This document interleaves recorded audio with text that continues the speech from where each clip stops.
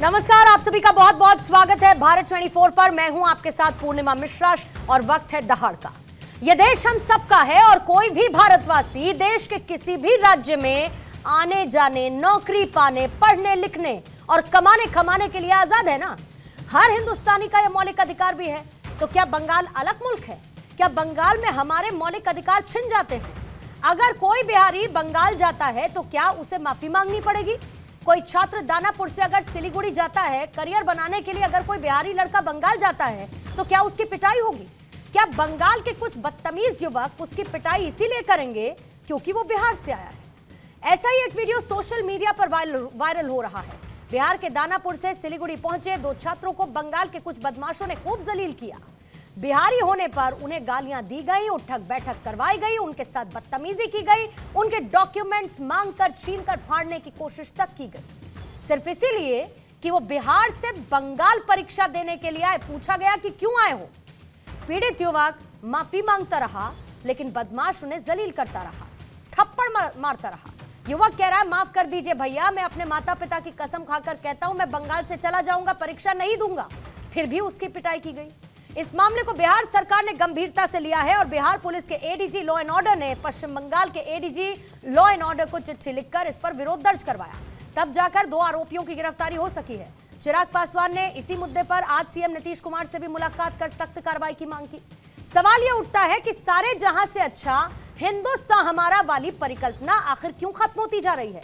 हिंदी है हम वतन है वाली सोच आखिर कहां गुम होती जा रही है? भाषा और क्षेत्र के आधार पर यह नफरती सोच आखिर कहां से आ गई है? क्या हमने ऐसे भारत की कल्पना की थी?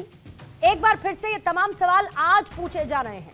सिलीगुड़ी की जो तस्वीरें सामने आई वो आपको जरूर देखनी चाहिए, इस पर बात भी होनी चाहिए, सवाल भी उठने चाहिए और जवाबदेही भी तय होनी चाहिए। और इसी पर करेंगे आज दहाड़ में हम चर्चा कि जो लोग भारत जोड़ो की और संविधान बचाओ की बड़ी बात करते हैं, आज उनके मुख से एक शब्द सुनाई नहीं दे रहा है। ना तेजस्वी यादव जी ने कुछ खुलकर बोला है उस राजनीति के खिलाफ जिसमें कि भारतीयों को ही भारी बता दिया जाता है कुछ प्रदेशों में।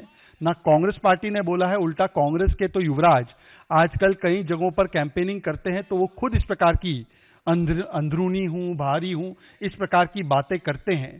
तो जिस प्रकार का ये जहर फैलाया गया है इन नेताओं के द्वारा, इसी की वजह से ये माहौल बना है। और आज तेजस्वी यादव जी को जरूर बताना चाहिए कि कभी डीएमके के नेता उत्तर प्रदेश बिहार के लोगों का अपमान करते हैं, कभी इस प्रकार की घटना टीएमसी शासित प्रदेश में होती है और उन्हीं के साथ गठबंधन में तेजस्वी यादव जी है। ये तमाम विषय मैंने मुख्यमंत्री जी के संज्ञान में दिए। इस बात की चिंता मेरे लिए और ज़्यादा बढ़ जाती है कि कई ऐसे दल हैं जो उन्हीं के साथ गठबंधन में है। वेस्ट बंगाल की सरकार जिस दल की है, टीएमसी के साथ गठबंधन में इंडी अलायंस ये लोग बना रहे हैं। नेता प्रतिपक्ष इस मामले पे खामोश रहते हैं, इस पर वो कोई बात नहीं करते। क्या वो बताएंगे कि जिस दल के साथ वो गठबंधन में हैं वही दल के लोग किस तरीके से अपने ही लोगों पर, बिहारियों पर लाठी चला रहे हैं, गाली गलौज कर रहे हैं? ऐसे में ये तमाम बातें मैंने मुख्यमंत्री जी के भी संज्ञान में दी। इसकी जानकारी मिलने के बाद तुरंत आदरणीय लालू प्रसाद जी ने, श्री तेजस्वी यादव जी ने बंगाल की मुख्यमंत्री ममता दीदी से बात की और प्रशासन के द्वारा तुरंत कड़ी कार्रवाई की गई और दोषियों को गिरफ्तार किया गया। लेकिन बिहार सरकार तो सोई रही। जब बीजेपी शासित राज्यों में बिहारियों को पीटा जाता है, गुजरात में अन्य जगहों पर, उस समय बीजेपी के लोग क्यों चुप हो जाते हैं?